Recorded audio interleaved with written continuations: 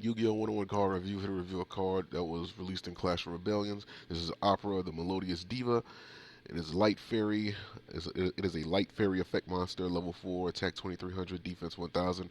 Description: this card cannot attack the turn. It is normal summon or flip face up. If this card is sent to the graveyard as a fusion material for a fusion summon, you can activate this effect this turn. Melodious monsters you control cannot be destroyed by battle or card effects. I mean, okay, since it cannot attack during the turn it's normal summon, I mean, it's pretty safe to play it on first turn since you can't attack anyway. You know, if you're going first and you just so happen to have it, just put it on the field, I mean, it's there at that point. But of course, with it being a fairy, you can use cards like the Hall of Valhalla, or you can use cards like uh, Photon Veil, or basically any card that can either special summon a light monster or a fairy monster or a light fairy monster from your hand. There's also cards like First Movement Solo, which can, that can special summon a Melodious monster from your deck while you control no monsters. So those cards that can special summon a Melodious monster or a light or fairy monster that you can use for this card, the cards that can special summon those, you can actually use that as a method to get around that hump to where, it's not normal summon, so that way you'll be able to attack with it, so that's cool. Then on top of that, you have the effect where the monster can't be destroyed by battle, and this kind of, I don't want to say it completely eliminates the need for those two cards, but it takes two monsters out of your deck already. Like, it takes two monsters that you don't need out of your deck. I said two monsters. I only meant one though. With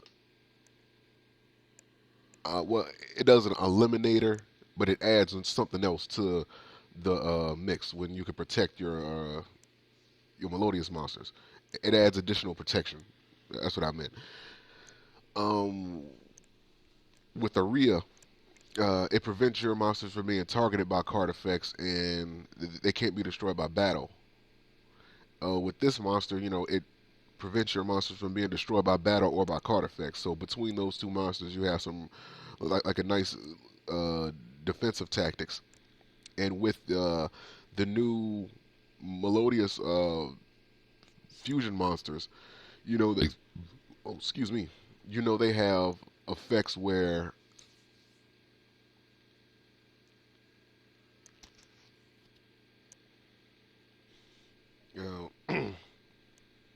excuse me, but you have Melodious monsters that already can't be destroyed by battle or by card effects with the fusion monsters like Bloom. And I guess if you ever get hit with something that like negates the effects, this is like a continuous effect. So about time your monster hits the field, they wouldn't be able to get destroyed by battle or by card effects anyway, even if that effect did get negated. Um, I'm not talking about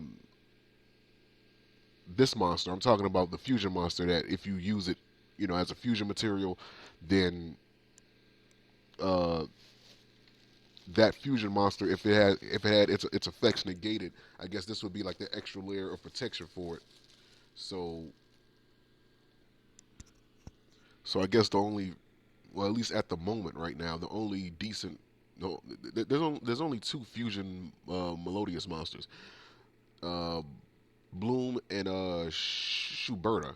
And Shuberta can't protect itself from being destroyed by battle or by card effects, so it relies on other effects of the other Melodious monsters to protect it. So you would need this. So I guess if you're going to use it on a monster, I guess you would want to use it for Shuberta. Even though it would only be for a turn, still, it can't be destroyed by battle or by card effects. So that's something that I think Shuberta might need more so than Bloom, but that's neither here nor there. Um, yeah, I mean that's how I would go about using that effect. I can't really think about anything else, but yeah, this is like a good level 4 beat stick for any light fairy type builds. Again, if you have any cards that can special summon it from your hand or your deck. Like again, first movement solo, um, uh,